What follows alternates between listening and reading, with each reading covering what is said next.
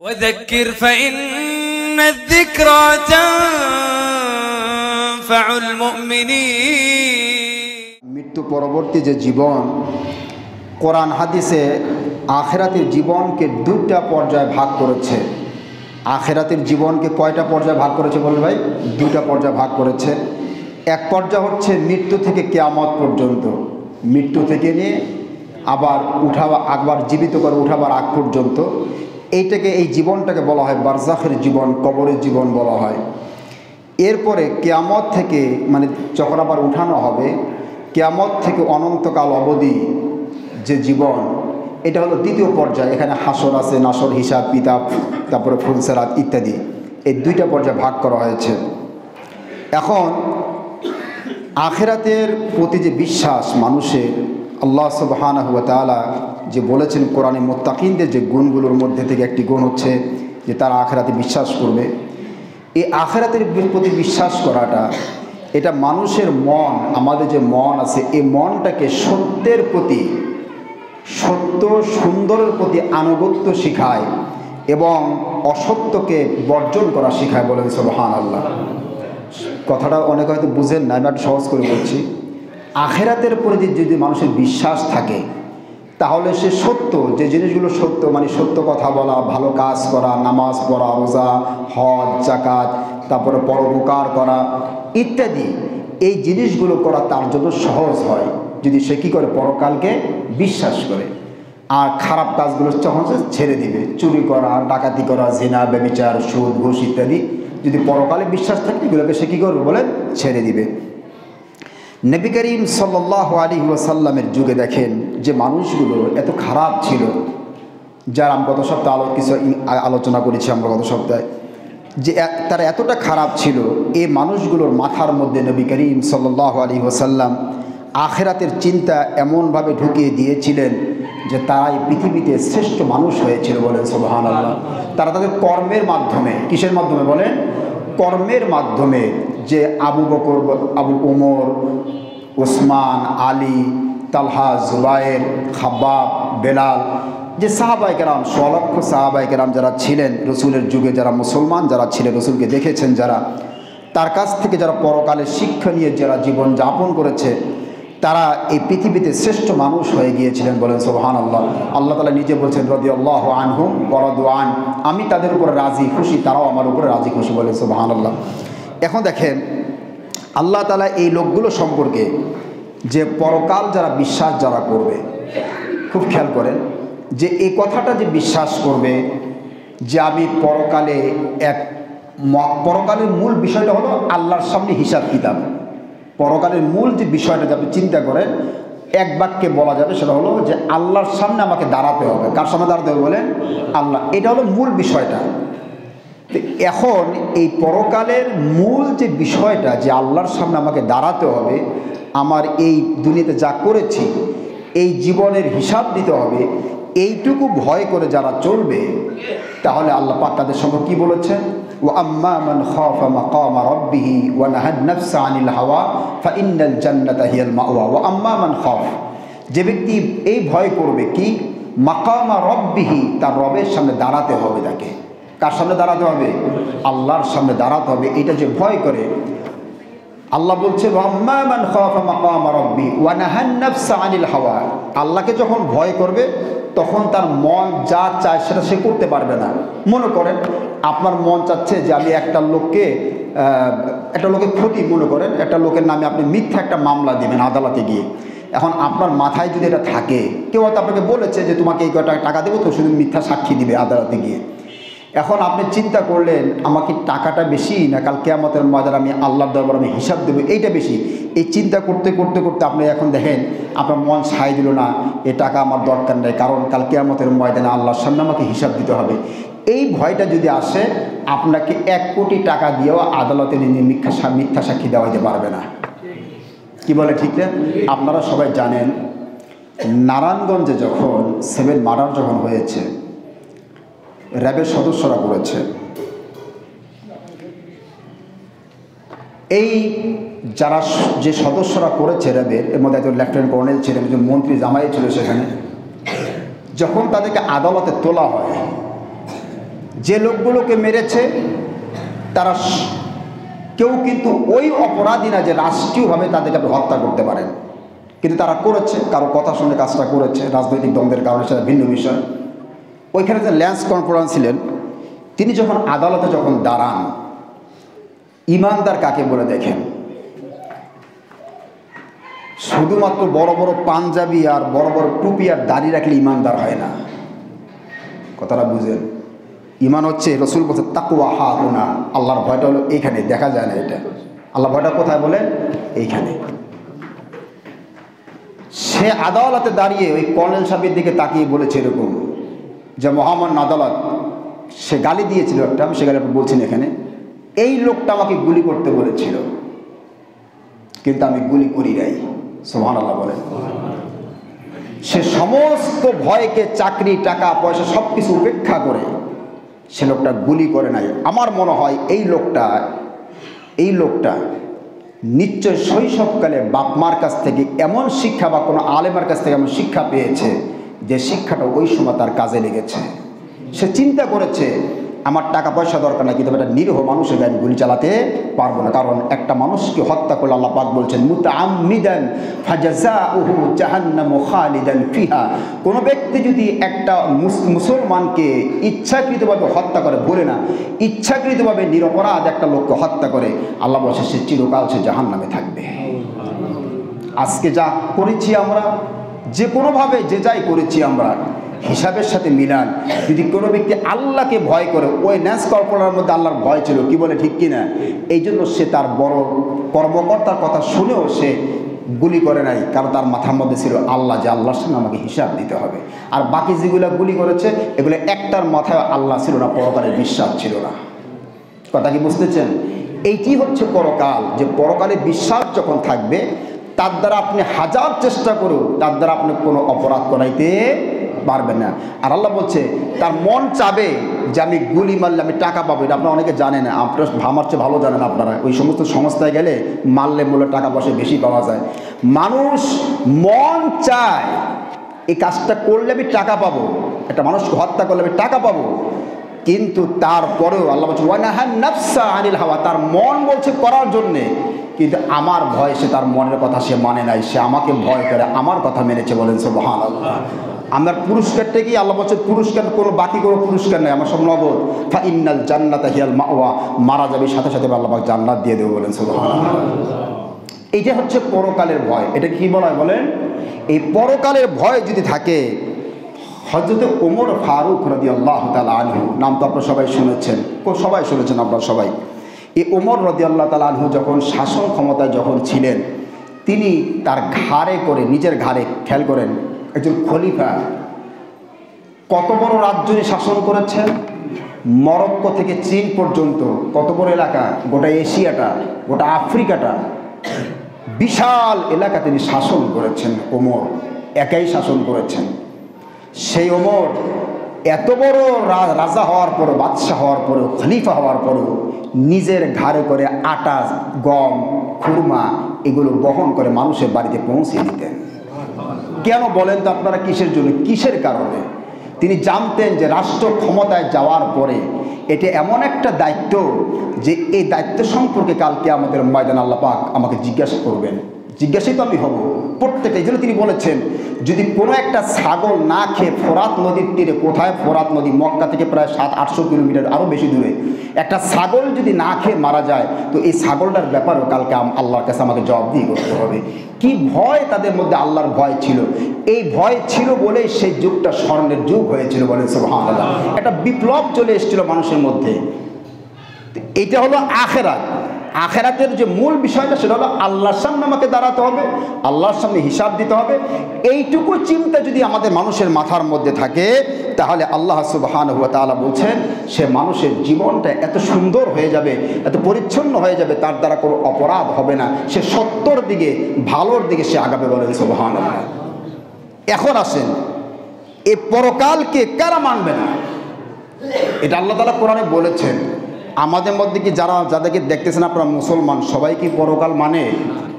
সবাই মানে পরকাল? আসেন আমি আপনাদেরকে প্রমাণ দিয়ে শোনাচ্ছি। আল্লাহ তাআলা কোরআনে বলছেন সূরা নাহল, ফাইলাহুকুম ইলাহুন ওয়াহিদ, তোমাদের আল্লাহ, তোমাদের ইলাহ কয়জন? ইলাহুন ওয়াহিদ, একজন। ফাল্লাযীনা লা ইউমিনুনা বিল আখিরাতি কুলুবুহুম মুনকিরাতুন ওয়া হুম মুস্তাকবিরুন। আল্লাহ কোরআনে বলছেন যারা নাকি অহংকারী, সত্য বিমুখ যারা, ফাল্লাযীনা লা ইউমিনুনা বিল আখিরাতি কুলুবুহুম মুনকিরা ওয়া হুম মুস্তাকবিরুন, যারা অহংকারী, সত্য বিমুখ, যারা সত্য পছন্দ করে না, এরাই হচ্ছে আখিরাতকে অস্বীকারী। বলেন নাউজুবিল্লাহ। তাহলে আখিরাতকে অস্বীকার কারা করে? যারা অহংকারী, যারা কি বলেন? অহংকারী, যারা সত্য বিমুখ যারা, এরাই হলো আখিরাতকে অস্বীকারী। তাহলে এখন কথাগুলো ঘুরাই আনেন।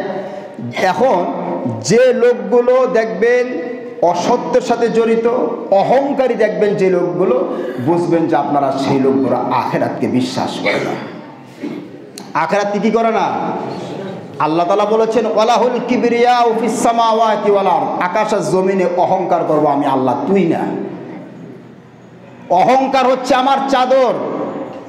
আল্লাহ বলছেন অহংকার হচ্ছে আমার চাদর। দেখেন আমার শরীরে, আমার এই পাঞ্জাবিটা আমার শরীরে লেগে আছে, এরকম একবার লেগে আছে তো। আল্লাহ বলছেন ওয়ালাহুল কিবরিয়াউ ফিস সামাওয়াতি ওয়াল আরদ, আকাশ এবং জমিনে অহংকার করার অধিকার কেবলমাত্র আমি আল্লাহর। সুবহানাল্লাহ বলেন। তুই তো আমার হাতে সৃষ্টি, তোর এক ফোঁটা নাপাক পানি দিয়ে আমি সৃষ্টি করেছি তোকে। আমাদেরকে আল্লাহ রূপা তামার সোনা দিয়ে বানাইতে পারতেন। তিনি আমাদেরকে নাপাক এক ফোঁটা বীর্য দিয়ে বানিয়েছেন, যে পানিটা বের হলে মানুষের গোসল ফরজ হয়ে যায়। একটু চিন্তা করেন, একটু মাথায় এই জিনিসটা খাটান, কেন তিনি আমাদেরকে নাপাক পানি দিয়ে বানালেন? আল্লাহ বলছেন তোর সূচনা হলো নাপাক পানি, একটা নিকৃষ্ট বস্তু দিয়ে আমি তোকে সৃষ্টি করেছি, তোর কোনো সম্মান নাই, কোনো মর্যাদা নাই, তোর জন্যে অহংকার শোভা পায় না। বলেন সুবহানাল্লাহ। অহংকার তো করবো আমি। আমার চাদর নিয়ে খবরদার কেউ টানাটানি করবি না। আল্লাহর হাদিসে কুদসিতে এসেছে, আমার এই চাদর নিয়ে যদি কেউ টানাটানি করো, অর্থাৎ অহংকার যদি কেউ করো, তাহলে আমি আল্লাহ পাক কি তোকে তাকে ছাড় দেবো না। তাকে কোনো অহংকারীকে আল্লাহ কখনো কি করে না, ছাড় দেন। এই জন্য আল্লাহ বলছে যারা নাকি অহংকারী, যারা ফাল্লাযীনা লা ইউমিনুনা বিল আখিরাতি কুলুবুহুম মুনকিরাতুন ওয়া হুম মুস্তাকবিরুন, সূরা নাহল 22 নম্বর আয়াত। যে অহংকারী যারা, সত্য বিমুখ যারা, সত্য যারা পছন্দ করে না, এই সমস্ত লোকগুলো হলো কি বল, পরকালকে অস্বীকার করে। এখন আল্লাহ তাআলা দেখেন মানুষ অহংকার করে তিনটা কারণে। কয়টা কারণে অহংকার করে বলেন? এক নম্বরে ক্ষমতা, দুই নম্বরে সম্পদ, তিন নম্বরে শিক্ষা। এই মূল, আরো অনেকগুলো আছে, এই মূল হলো তিনটা। আল্লাহ কোরআনে বলছেন, খেয়াল করেন, সূরা আরাফ আল্লাহ তাআলা কি বলছে দেখেন, সাসরিফু আন আয়াতি আল্লাযীনা ইয়াতাকাব্বারুনা ফিল আরদি বিগাইরিল হক। সাসরিফু, আমি আমার নিদর্শন থেকে, আমি আমার হেদায়েত থেকে ফিরিয়ে রাখি, দূরে সরিয়ে রাখি সেই লোকগুলোকে, ইয়াতাকাব্বারুনা ফিল আরদি বিগাইরিল হক, যারা জমিনে অন্যায়ভাবে যারা অহংকার যারা করে। নাউজুবিল্লাহ বলে, এদেরকে আমি কোরআনের হেদায়েত দেই না। অনেক লোক সমাজে আছে, দেখবেন অনেক লোক আছে যারা কোরআন পড়ে না, কোরআন মানে না, কোরআনের আইন বিধান যারা মানে না, এরা মনে করে আমরা খুব আধুনিক মানুষ। তুমি আধুনিক না, তোমার আল্লাহ পাক তার রহমত থেকে লাথি দিয়ে দূরে সরিয়ে দিয়েছেন। তুমি মনে করো তুমি আধুনিক। আমাদের অধিকাংশ উপরের লেভেলের লোকগুলো চাকরিজীবী বলেন, ব্যবসায়ী বলেন, এদের সাথে কোরআনের কোনো সম্পর্ক নাই। দেখেন না আপনার সমাজে কোরআন পড়ে, কোরআনের বিরোধিতা এরা করে সবসময়। আবার তেরোটা করেছি সাসরিফু আন আয়াতি আল্লাযীন, যে এদেরকে আমি আল্লাহ রাব্বুল আলামিন আমার রহমত থেকে দূরে সরিয়ে দিয়েছি এদেরকে। এরা তো আরেকটা চিন্তা করে, এরা আমি আমার রহমতে রাখি না এদেরকে, কেন? এদের সম্পদের অহংকার, ক্ষমতার অহংকার, শিক্ষার অহংকার, এই জন্য লাথি দিয়ে আমার দরবার থেকে সরিয়ে দিয়েছে এদেরকে। ওয়া ইন ইয়ারাউ কুল্লা আয়াতিন লা ইউমিনু বিহা, আল্লাহ তাআলা বলছেন এরা যদি আমার সকল নিদর্শন দেখে, আকাশ জমিন আমার সৃষ্টি জীব সব দেখে, তারপরেও আল্লাহ তাআলা বলছেন লা ইউমিনুনা বিহা, এরা হেদায়েত পাবে না, এরা ঈমান আনবে না। কারণ এদের এই দিলের মধ্যে আমি কহর মেরে দিয়েছি, মোহর মেরে দিয়েছি। ওয়া ইন ইয়ারাউ সাবিলার রুশদ, তাদেরকে যদি 1000 বছর ধরেও যদি আলেম ওলামারা, পীর গাউস কুতুব আল্লাহর ওলিরা যদি 1000 বছর সত্য রাস্তা দেখায় যে এটা ইসলামের রাস্তা, এটা ইসলামের পথ, লা ইয়াত্তাখিযুহু সাবিলা, সেই পথে তারা কোনোদিন আসবে না। এরকম লোক আছে কিনা সমাজে? 1000 দাওয়াত দেন ইসলামের দাওয়াত, এরা ইসলামের পথে আসতে রাজি না, ইসলামের বিপক্ষে এরা সবসময় চলে। আল্লাহ তাআলা বলছেন ওয়া ইন ইয়ারাউ সাবিলাল গাই, এদেরকে ভুল পথের কথা বলো, কুফুরি কথা বলো, নিফাকের কথা বলো, শয়তানের রাস্তা, গাই মানে শয়তানের রাস্তার কথা বলো, ইয়াত্তাখিযুহু সাবিলা, সেই রাস্তায় তারা চলে। নাউযুবিল্লাহ বলেন। আল্লাহ বলছে কেন জানো? যালিকা বিআন্নাহুম কাযযাবু বিআয়াতিনা ওয়া কানু আনহা গাফিলিন। এই জন্যে যারা আমার আয়াতগুলোকে, আমার এই পৃথিবীর নিদর্শনগুলোকে দেখে এরা শিক্ষা গ্রহণ করে নাই, তারা গাফেল, তারা অমনোযোগী। এই জন্য আমি আল্লাহ রাব্বুল আলামিন, আমি আমার কোরআন থেকে, আমি আমার কি বলে আমার এই দ্বীন থেকে আমি আল্লাহ পাক থেকে দূরে সরিয়ে রেখেছি। বলেন নাউযুবিল্লাহ। তাহলে এই যে পরকাল, যেটা আল্লাহ ভালো করে তো জানেন, মানুষের দিলের খবর, যে মানুষের দিলের মধ্যে কি আছে না আছে সব কিছু তিনি জানেন। কি বলেন, জানেন কি না? এটা তিনি কোরআনে ফাঁস করে দিয়েছেন।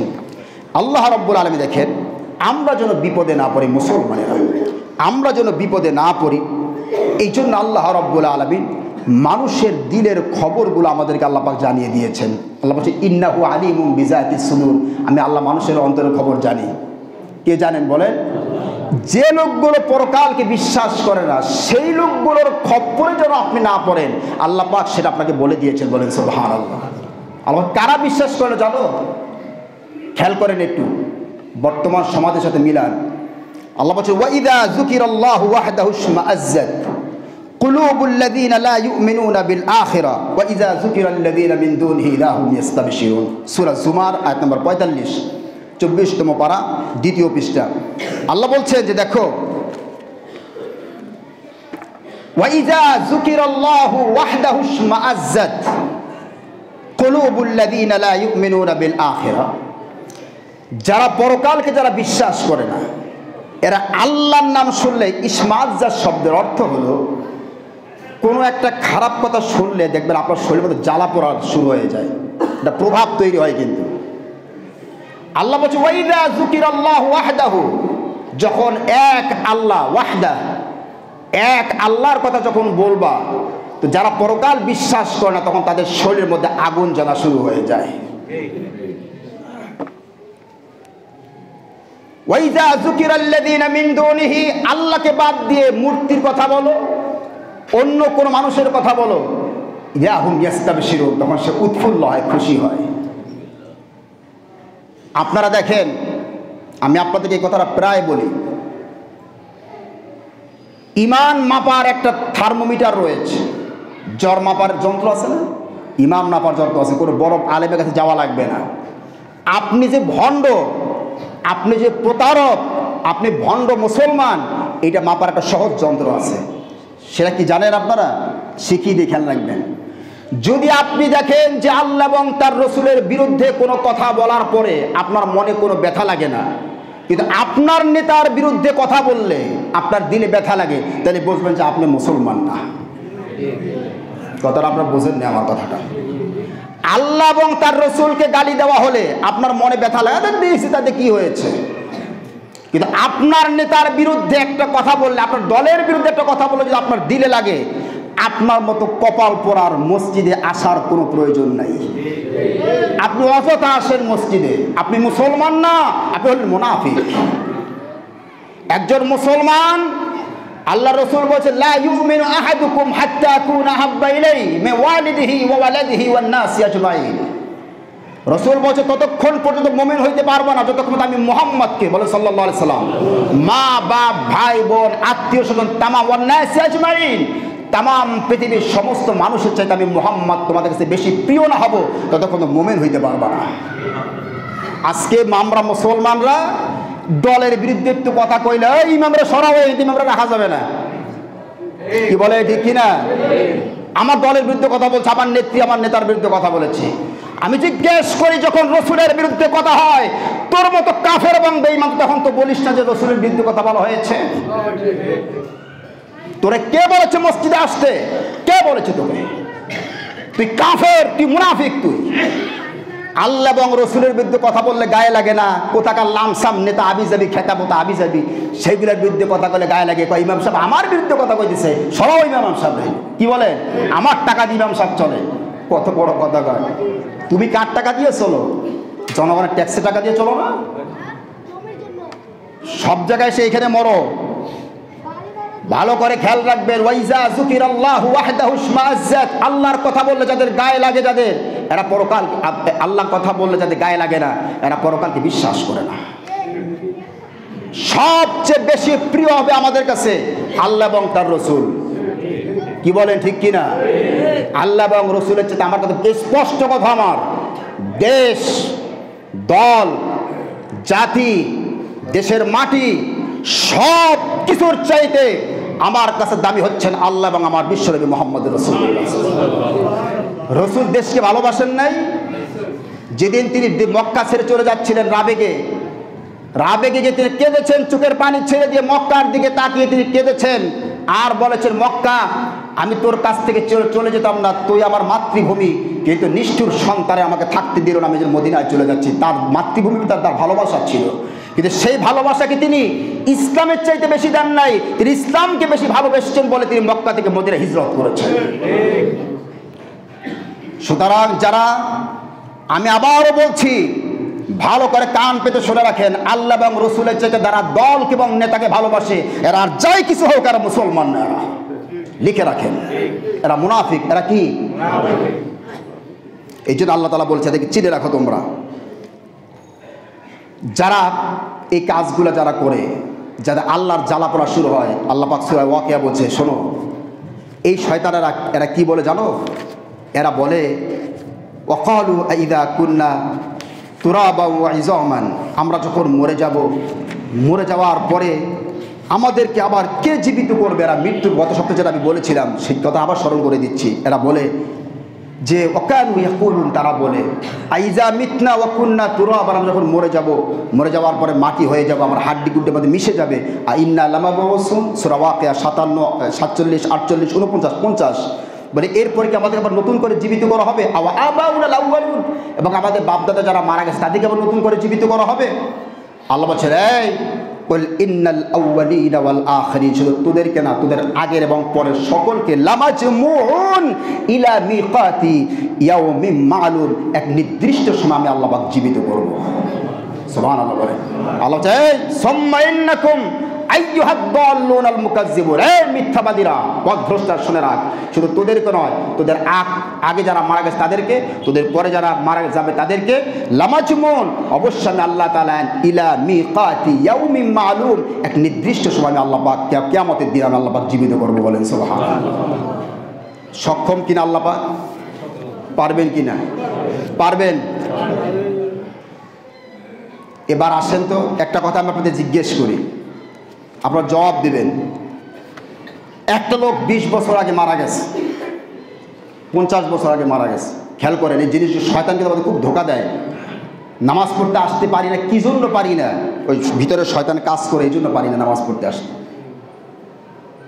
মসজিদ পর্যন্ত আসতে পারি না, কি জন্য? শয়তান এইখানে ধোঁকা দিয়ে রেখে, জন্য আসতে পারি না। শুধু চিন্তা করি শয়তান শুধু ধোঁকা দেয় আমারে। আপনি চিন্তা করেন, আমি মারা যাব, আমার হাড্ডিগুলো সব গুঁড়া হয়ে যাবে, মাটির সাথে মিশে যাবে, কোথায় আমার শরীর এক এক অংশ এক এক জায়গায় উড়ে যাবে, এগুলোকে আবার আল্লাহ আবার জীবিত করতে পারবে? শয়তান ধোঁকা দেয়। আল্লাহ সূরা কাফ 26তম পারাতে কি বলছে খেয়াল করেন। আল্লাহ বলছে, তোমার শক্তি আর আমি আল্লাহর শক্তি একরকম নয়। তুমি মানুষ, আমি আল্লাহর সাথে টক্কর দিতে যেও না। আমি আল্লাহ তাআলা পূর্ব দিক থেকে সূর্য উঠায় পশ্চিম দিকে অস্ত করে ডুবিয়ে দেই। তাম পৃথিবীর সমস্ত মানুষ, কিয়ামত পর্যন্ত সমস্ত মানুষ যদি চেষ্টা করো, আমার বিপরীত কেউ করতে পারবে না। আমেরিকার একটি স্টেট আছে, ওখানে প্রায় 2 মাস পর্যন্ত সূর্য দেখা যায় না এই ঠান্ডার সময়। আমেরিকা এত বড় সুপার পাওয়ার একটি দেশ, আমেরিকার বাপেরও ক্ষমতা নেই সেখানে সূর্যটা সে ডেকে আনবে। ফিনল্যান্ডে যান, নরওয়েতে যান, দেখবে সেখানে সূর্যের কি খেলা চলছে, সেখানে কোনো ব্যতিক্রম কেউ করতে পারবে না। আল্লাহ যেভাবে করে সেভাবে হতে থাকে। বলেন সুবহানাল্লাহ। 24 ঘন্টা যদি রাত হয় তাও হবে, পৃথিবীর কেউ সেটা পরিবর্তন করতে, 24 ঘন্টা দিন হলে সেই 24 ঘন্টা দিন হবে, পৃথিবীকে পরিবর্তন করতে পারবে না। আল্লাহ বলছেন, দেখো এরা কি বলে, আইজা মিতনা ওয়া কুন্না তুরাবান যালিকা রাজুম বাইদ। খেয়াল করেন, আমাদের কথা আল্লাহ বলছে যে আমরা যখন মরে যাব, সূরা কাফ 26তম পারা 3 নম্বর আয়াত এবং 4 নম্বর আয়াত, আমরা যখন মরে যাব, ওয়া কুন্না তুরাবান, যখন মাটি হয়ে যাব, জালিকা রাজুম বাইদ, আমাদেরকে আল্লাহ যে আবার জীবিত করবে এটা আমাদের কাছে যুক্তিযুক্ত মনে হয় না। কারণ নাউজুবিল্লাহ, এটা কি করে সম্ভব যে আমরা মরে যাব, হাড্ডি গুড্ডি পচে সব মাটির সাথে মিশে যাবে, কোথায় উড়ে যাবে, এগুলো আল্লাহ জমা করুন একসাথে। আল্লাহ জবাব দিচ্ছে, এই শোন, কাদ আলিমনা মা তানকুসুল আরদু মিনহুম, তোর শরীরের গোশত হাড্ডিগুলো চূর্ণ বিচূর্ণ হয়ে পৃথিবীর যেখানে যে স্থান উড়ে যাক না কেন সবগুলো আমি আল্লাহর কুদরতি চোখের সামনে রয়েছে। বলেন সুবহানাল্লাহ।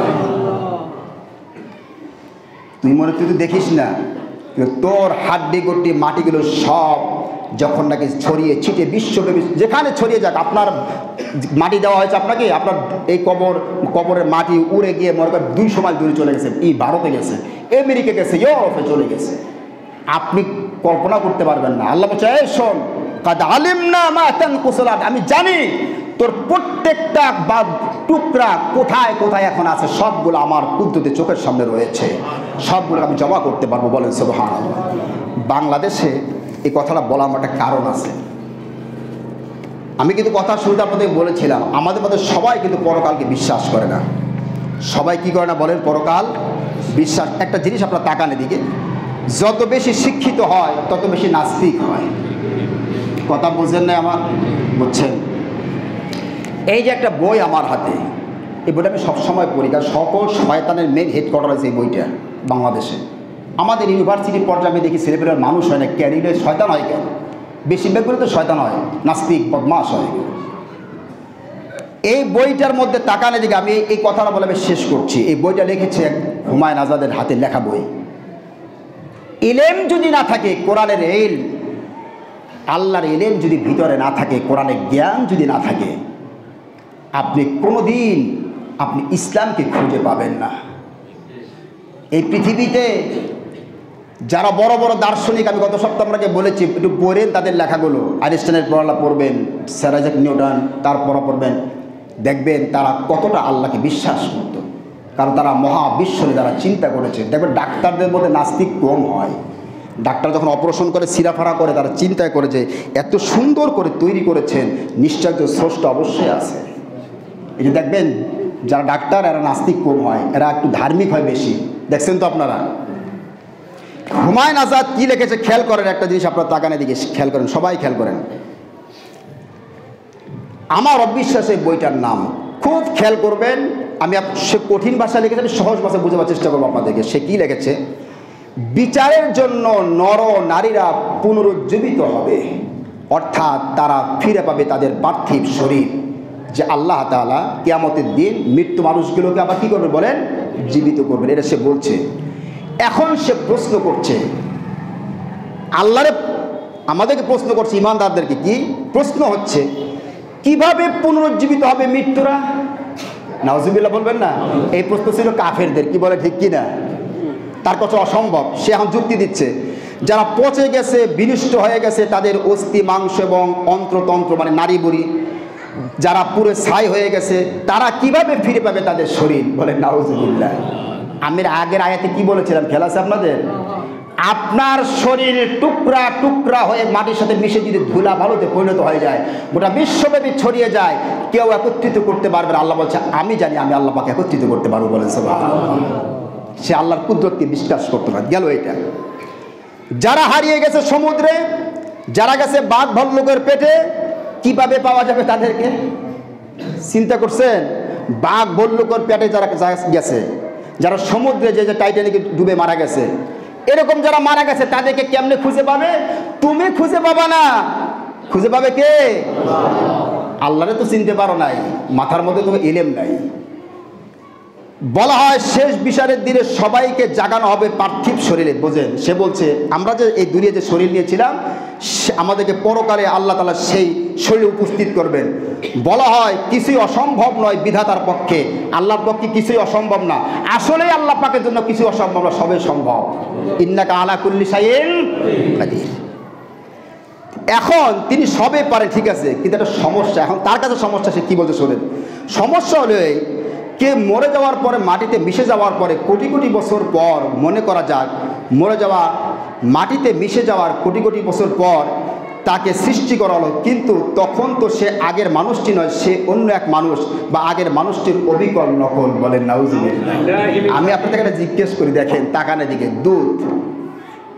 দুধ মনে করেন তোষকের মধ্যে পড়েছে, তোষক আপনার ছেলে বা আপনার মেয়ে আপনার খাইতে গিয়ে তোষকে পড়েছে বা জাজিমে পড়েছে, আপনি এরকম চিবুড়ি দিবেন, দেওয়ার পরে সেখান থেকে কি দুধগুলা বের হবে না? এই দুধগুলা কি আগের দুধগুলা না নকল দুধ? আগের দুধগুলাই তো। হয়তো 1 কেজি পড়ছে, সেখানে আপনি আধা কেজি চিপে বের করতে পারবেন, কি বলে ঠিক কিনা? কিন্তু দুধ তো আগেরটাই, আগের দুধ নাকি বলেন না নকল? আগের আসল দুধই তো। আপনার শরীর মরে পচে গেলে সব শেষ হয়ে যাবে, এই মাটির মধ্যে থাকবে, কিয়ামতের মধ্যে আল্লাহ পাক এমন চিবুড়ে দিবেন আপনার আসল শরীরটা বের হয়ে আসবে। সুবহানাল্লাহ বলবেন না? কোন নকল শরীর না। সে বলছে তাহলে তো নকল শরীর হইল, নকল শরীর না, আপনার আসলটাই বের করবেন আল্লাহ পাক বলেন সুবহানাল্লাহ। এরপরে সে যে দ্বিতীয়টা কথা বলছে, সে দেখেন আমাদের দেশে দেখবেন এখন একজনের অঙ্গ আর একজনের গায়ে নিয়ে লাগানো হয়, কিন্তু দেখছেন আপনারা, যেমন কিডনি, লিভার লাগানো যায় না, কিডনিটা করা যায়। এখন সে প্রশ্ন করছে, যদি এই আপনার হৃৎপিণ্ডটা, যে হার্ট যেটাকে আমরা বলি, এটা কি বাংলাতে কি বলা বলে? হৃৎপিণ্ড। এই যে হার্টটা, এই হার্ট, এটা কিন্তু আমেরিকা কিছুদিন আগে আপনারা দেখেছেন শুকরের হার্ট মানুষের লাগিয়ে দিয়েছিল এখানে, কিন্তু কাজ হয় নাই। কি হয় নাই? কাজ।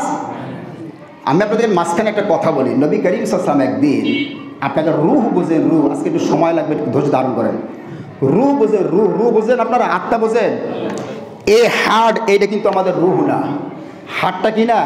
রূহ না। খেয়াল করেন, রূহ হলো, ইহুদিরা একবার রসুলকে প্রশ্ন করেছে, ওয়ায়াসআলুনাকা আনির রূহ, হে রাসূল রূহ কাকে বলে? রসুল আটকাবার জন্যে রসুল দাঁড়িয়ে গেলেন এরকম হাতে লাঠি ধরে, সাথে সাথে জিব্রাইল আসলো, সূরা বানী ইসরাঈল এসছে, বলে কুলির রূহু মিন আমরি রব্বি, রূহ হলো আমি আল্লাহর আদেশ। বলেন সুবহানাল্লাহ। দেখেন এই হার্টটা, এটা পাম্প, আমার এই হার্টটা আমি কিন্তু নিজে দেখেছি। আমার হার্ট, আমার যেদিন ইকো করেছে ডাক্তার, রংপুর কার্ডিওলজি বিভাগের প্রধান ছিলেন ডক্টর গুলজার আহমদ মিনা, উনি আমাকে পাশে শোয়া, পাশে কম্পিউটার দিয়ে আমাকে যখন ইকো করে বলছে, আপনি দেখেন আপনার হার্টের অবস্থাটা দেখেন, যে আমার হার্টটা আমি দেখেছি কীভাবে পাম্প করছে, এরকম এরকম পাম্প করছে। এই হার্টটা, এটা কিন্তু রূহ না। এই হার্টের মধ্যে এই যে পাম্পটা করতেছে, এইটা হলো আল্লাহর হুকুম। কার হুকুম? আল্লাহর হুকুমটা। যে সুস্থ সবল মানুষ আপনি দেখবেন কোনো অসুখ নাই, হঠাৎ করে পড়ে গেছে, আল্লাহর হুকুম হয়েছে, সব শেষ, হার্টের পাম্পটা কি হয়ে গেছে বলেন?